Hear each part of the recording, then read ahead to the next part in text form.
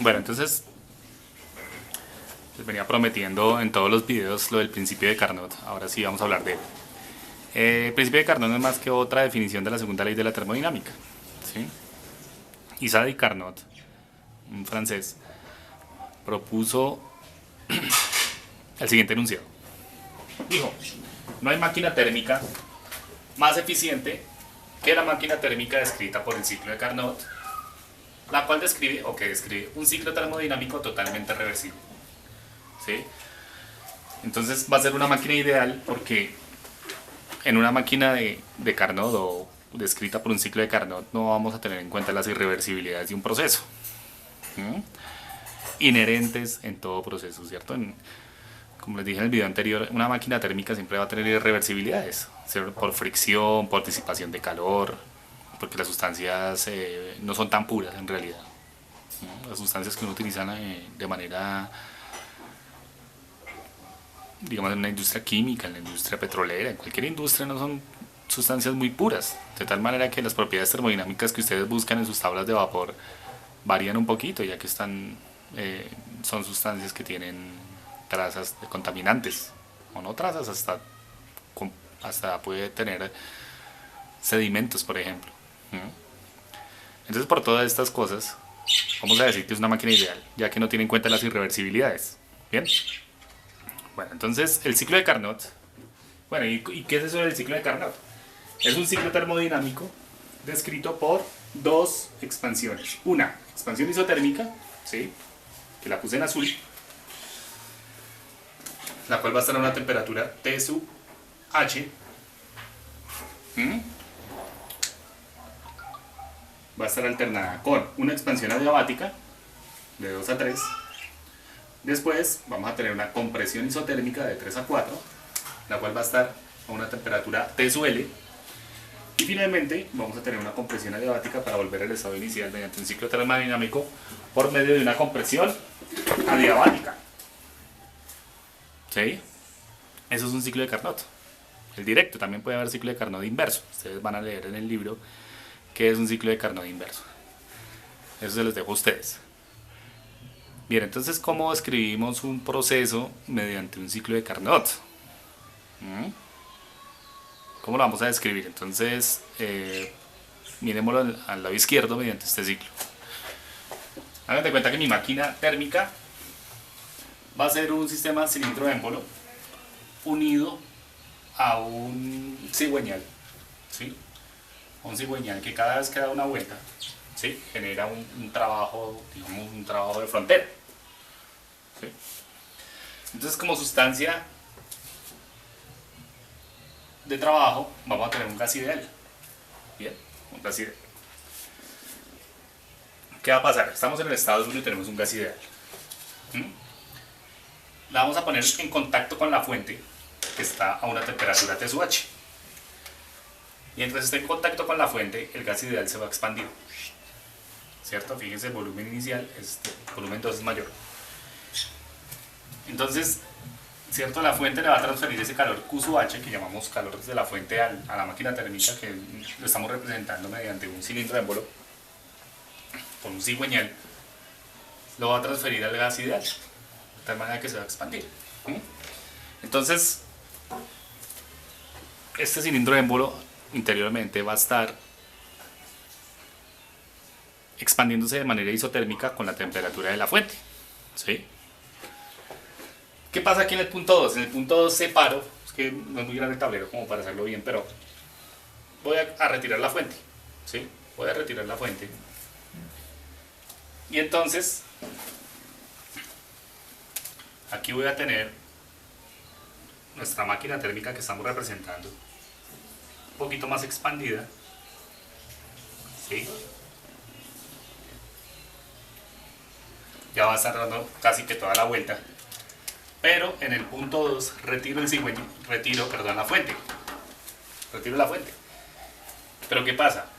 De 1 a 2, cuando le transferí calor, el gas ideal aumentó su energía interna, ¿sí? Le transferí calor. Aumentó su energía interna de tal manera que si en este punto 2 le retiro la fuente, él sigue expandiéndose, ¿sí? Sigue expandiéndose, pero como no tengo contacto térmico con la fuente, entonces esta es la que voy a llamar expansión adiabática. ¿Sí? Esta de acá, de 2 a 3, expansión adiabática. ¿Vale? ¿Por qué? Porque es que la energía interna del gas aumentó y hasta que no llegue a un equilibrio térmico en el sistema con los alrededores, no va a terminar de expandirse. ¿Cierto? Entonces aquí hay una expansión isotérmica. Adiabática, perdón, adiabática. Hasta el punto 3 y va a estar un poquito más expandido que en el 2. ¿Sí? En este caso no hay contacto térmico con la fuente. Pero en 3, ¿qué pasa? Llegó a 3. Listo. Llegó a un equilibrio térmico, mecánico, se quedó quieto el émbolo. ¿Sí? Llegó el equilibrio mecánico. Entonces en 3, aquí cuando llegó a 3, si estuvo el equilibrio mecánico adentro y afuera, lo pongo en contacto térmico ahora con el sumidero. El sumidero es a una temperatura T sub L. ¿Bien? Entonces, ¿qué pasa? Que tan pronto llego aquí a 3, le pongo en contacto con el sumidero. Como aquí el gas va a estar a una temperatura mayor que la inicial, entonces, ¿qué va a pasar? Ahora el sistema, el gas ideal, le va a transferir calor al sumidero. ¿Sí? Le va a transferir calor al sumidero porque está a una temperatura menor que T sub H. Ese calor lo vamos a llamar Q sub L, ¿sí? Que es la transferencia de calor del sistema al sumidero, que en mi caso mi sistema es un gas ideal. Bien, aquí sí por espacio no lo dibujo, pero en el punto 4, en el estado 4, ¿cierto? Cuando ya terminó, cuando le retiro el sumidero, en el punto 4 se lo retiro, le retiro el sumidero. Entonces el gas ideal disminuye su energía interna. Disminuye su energía interna a tal punto que llega al estado inicial, pero sin contacto térmico. Entonces se trata de una compresión adiabática. De 3 a 4, una compresión isotérmica a la temperatura T sub L. Este es el ciclo de Carnot, directo, para describir las máquinas térmicas. Ustedes, por favor, y les voy a dejar una tareita, si voy a hacer canción, de describir el ciclo termodinámico de Carnot, pero inverso, para describir refrigeradores y bombas de calor, ¿sí? Que hacen el ciclo inverso. Ustedes saben que las flechas en los refrigeradores y bombas de calor se invierten, pero va a ser el mismo concepto. Entonces, ciclo de Carnot directo, para describir el trabajo, ¿cierto? Aquí un trabajo de flecha. Tan pronto le retiro el sumidero en el punto 4, llego al punto 1 porque se comprimió adiabáticamente. Entonces una vez llegué al punto 1, completo toda la vuelta, realicé un trabajo, un ciclo al cigüeñal. ¿Sí? Entonces, ¿qué hago otra vez? Le pongo la fuente, se expande isotérmicamente, le retiro la fuente, se expande adiabáticamente, lo pongo en contacto térmico con el sumidero, se comprime isotérmicamente, le retiro el sumidero, se comprime adiabáticamente y otra vez otra vuelta. ¿Cierto? Número de ciclos infinito, pues nos dará un trabajo de salida. ¿Cuál trabajo de salida? Pues lo estoy representando acá por, ¿cierto?, un cigüeñal que se está moviendo. Ese sería el trabajo de salida, un trabajo de flecha, un cigüeñal. ¿Bien? Entonces fíjense que cada vez que se comprime, se expande, se comprime, se expande, comprime, se expande, se comprime. Entonces estoy haciendo es un trabajo como de un motor, ¿cierto? Como de cilindraje. ¿Bien? Fíjense que esa pared es móvil y por tanto tenemos ahí un trabajo de frontera, ¿cierto que sí? Pero el trabajo de fronteras me va a servir para mover un cigüeñal. Bien, ese es el ciclo de Carnot. Ese es el denominado ciclo de Carnot, directo. ¿Qué pasa? Que en todas las etapas no hay irreversibilidades. Es un ciclo termodinámico ideal, con el cual, mediante 2 etapas isotérmicas y 2 etapas adiabáticas, vamos a llegar a tener una máquina ideal, en la cual vamos a generar la máxima eficiencia que se puede obtener cuando hablo de una máquina térmica que no tiene irreversibilidades. ¿Sí? Es algo utópico, eso no existe. Pero por eso se llama un principio y por eso lo llamaron máquina ideal. Todo proceso tiene irreversibilidad, es disipación de calor, lo que ya hablamos, ¿cierto? De manera que es una máquina ideal. ¿Y cómo mido la eficiencia térmica? ¿Cómo la calculo, mejor dicho? Pues la mido con las temperaturas, ¿sí? Y la calculo con algo que vamos a llamar eficiencia térmica reversible.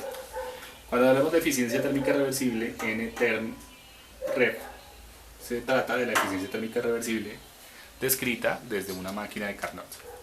Cero irreversibilidades. Entonces tiene la misma forma de la ecuación de eficiencia térmica, solo que ya lo hacíamos en términos de transferencia de calor.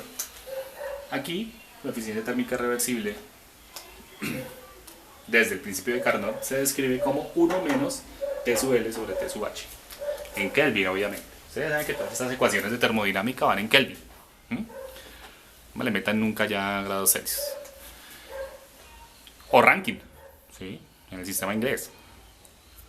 Entonces, hasta la máquina más ideal, que es la descrita por el ciclo de Carnot, no obtiene una eficiencia del 100%. Estudiamos por qué. Porque para que tenga una eficiencia térmica del 100%, o sea que esto sea 1, este segundo término tendría que tender a 0. ¿Sí? Entonces, la temperatura del sumidero muy bajita y la temperatura de la fuente muy alta. Industrialmente hay una imposibilidad aquí. ¿Por qué? Porque la temperatura de la fuente muy alta, pues tendríamos que gastar mucha plata en energía, ¿cierto? Y además, no hay materiales que resistan tanto una temperatura muy alta, ¿cierto? Hay que mirar los materiales de la máquina térmica, a ver si aguantan una temperatura muy alta. Y una temperatura de sumidero muy bajita, muy bajita.